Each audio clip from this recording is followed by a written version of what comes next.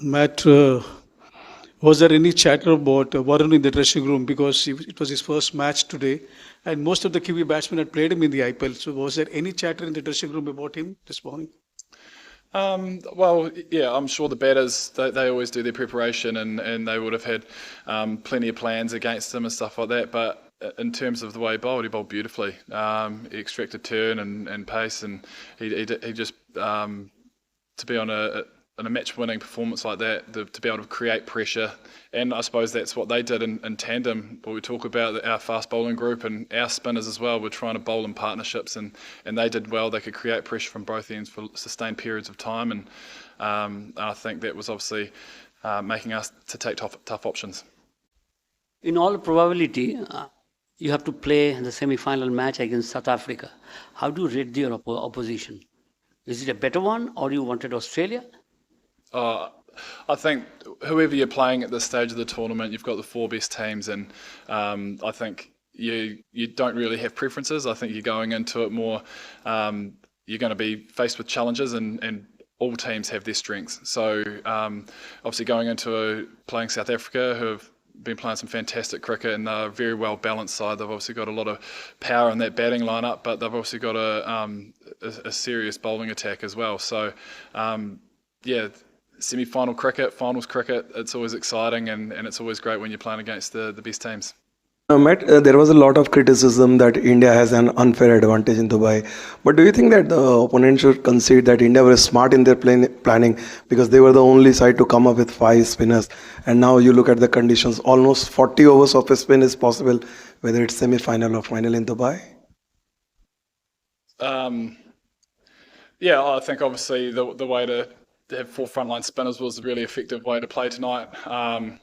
Yeah, I think having that luxury of knowing that is they played to the conditions beautifully, and that was probably what was the challenge for us. We knew that coming here they were going to play the 4 frontline spinners, and the way to negate that. And yeah, obviously tonight they bowled beautiful. They read the situation and read the conditions well, and yeah, unfortunately we couldn't get across the line.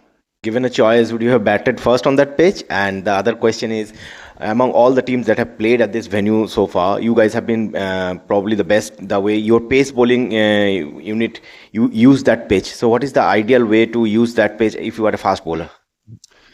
Yeah, I think the key is just adapting. It's something we talk about as our fast bowling group, is reading conditions and trying to get the opposition to be taking tough options. And I think we managed to do that throughout, even in the power play. They managed to get the odd boundary, but they were tough options. And I think if we can keep doing that, we can take wickets. And in the game of one-day cricket, obviously, if you can take wickets throughout, especially throughout that middle, it makes a massive difference at the back end. And I think the collective group, we bowled really well. Very pleased with the seam attack today. But yeah, moving forward, we'll take our learnings from here and we'll apply them back in Lahore, where we've played a few games there so far.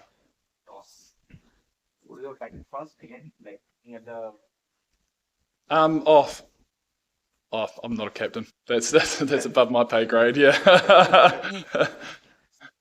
Matt, you had a brilliant start in the power play, 3 down for 30 odd runs on the board. The ball was doing a fair bit when Kylie Jamieson was also bowling with you in tandem.